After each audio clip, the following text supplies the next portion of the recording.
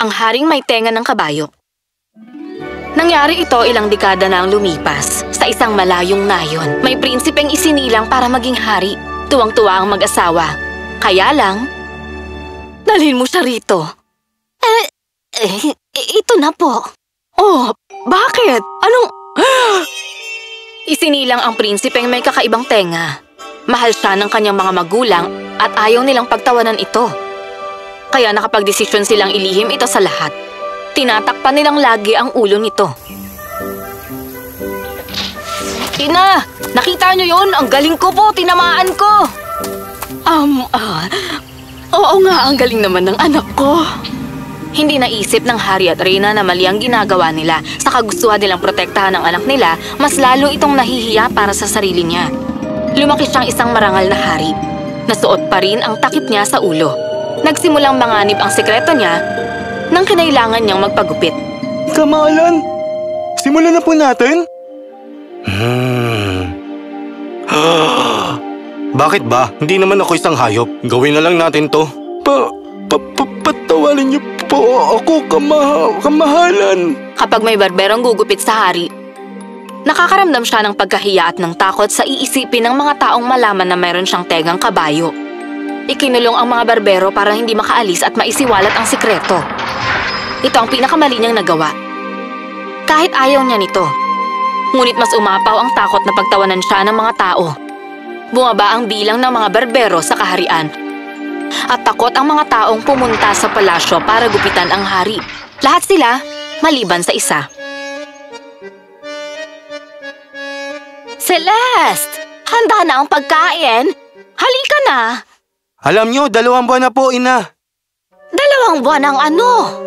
Mula nang may magpresenta pong maggupit sa hari. Wag na wag mong gagawin yan. May kakilakilabot na nangyayari sa palasyo ng hari. Wala ni isang barbero ang nakabalik galing ron. Kaya wag mo nang balaking pumunta. Ina, napakarangal ng hari. Sigurado ako, kung ano man ang nangyayari, hindi ito masama. Kahit alam kong mali ito. Matagal ko nang gustong alamin kung anong nangyayari doon. Kaya ngayon, pupunta ako ron. Tapos, hindi ka na babalik pa rito? Babalik po ako, Ina.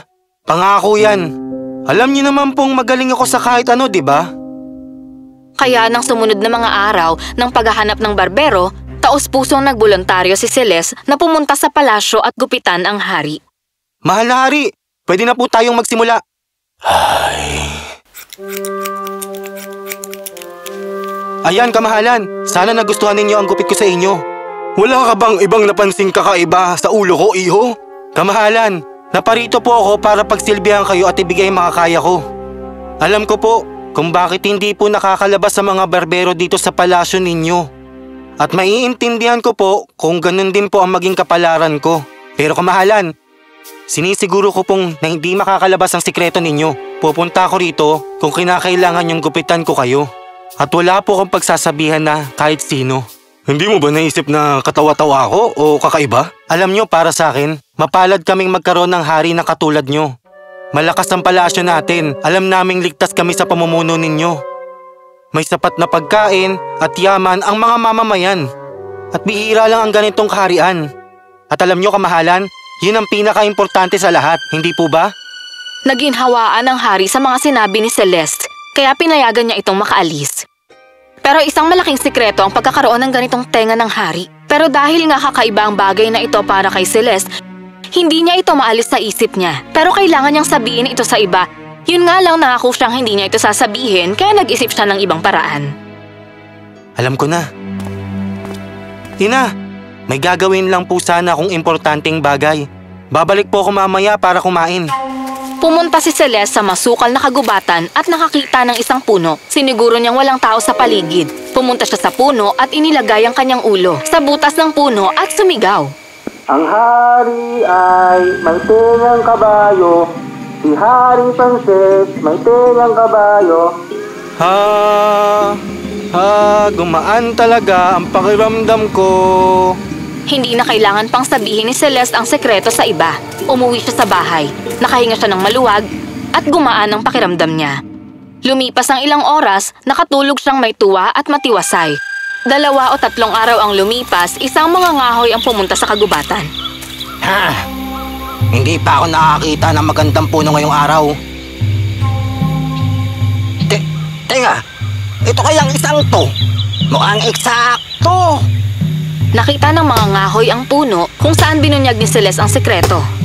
Ilang araw ang lumipas, binili ng gumagawa ng instrumento ang kahoy. Kinuha ang kahoy at gumawa ng napakagandang violin mula rito. Kaarawan yun ng hari. Nag-organisa ng isang engrandeng parada ang mga mamamayan. Tumugtog ang mga musikero ng magagandang musika, ngunit ang huling parte ay tinugtog ng magandang violin. Kaya nang pinatugtog ito, ang hari ay mayroong tenga ng kabayo. Si Haring Frances ay may tenga ng kabayo. Ano? sobrang napahiya noon ang hari at natakot. Binaybay niya ang daan ng kaharian at tumakas papunta sa kagubatan. Natangay ng malakas na hangin ang takip niya sa ulo at nakita ito ng lahat. Tingnan nyo! Totoong meron tenga ng kabayong hari! May tenga ng kabayo si Haring Frances! Naglakbay ng ilang araw ang hari papunta sa pinakamalilim na parte ng kagubatan. Pagod, nanghihina at bumagsak siya sa lupa. Nakita nga niya roon sa kagubatan ang mga kakaibang nilalang. Ay naku! Pasensya ka na. Hindi ko sinasadyang madaganan ng tanim mo. Mas malaki ang tenga mo kaysa sa katawan mo.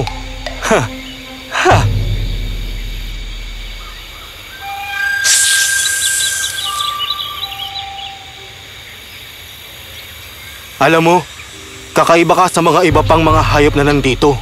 Wala kang paa pero hanga naman ako sa'yo sa galing mo sa pag-akyat sa puno. Alam mo ba?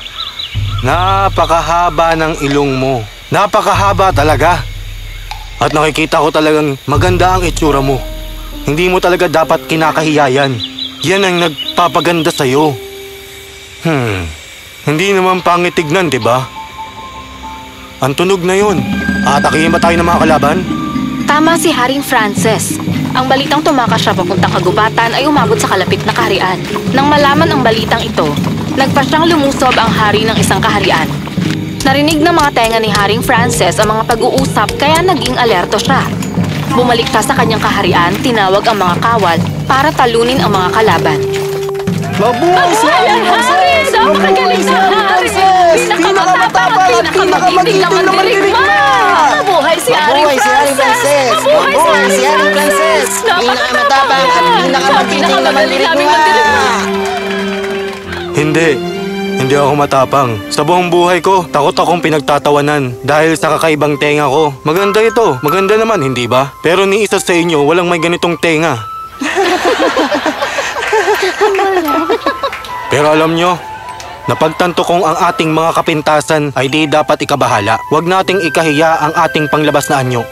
Ito'y biyaya na dapat nating ipagpasalamat at gamitin natin ito sa wasto at tamang paraan. Yun ang dapat kong gawin palagi. Patawarin niyo akong lahat, aking mga mamamayan. Mapapatawad niyo pa ba ako sa mga nagawa ko? Oo naman po, Manari. Sa totoo lang, ang pagtrato sa amin sa kulungan ay mas mabuti pa kaysa sa aming tahanan. Ngayon, pinalaya ko na kayo. Nagkamali akong ikinahiya ko ang mga tenga ko. Pero ito ang nagligtas sa atin. Simula ngayon, hindi na ako mahihiya at wala na akong itatago.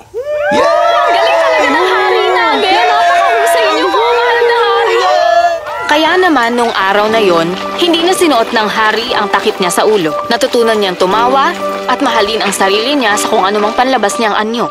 Namuno siya at namuhay ng mapayapa.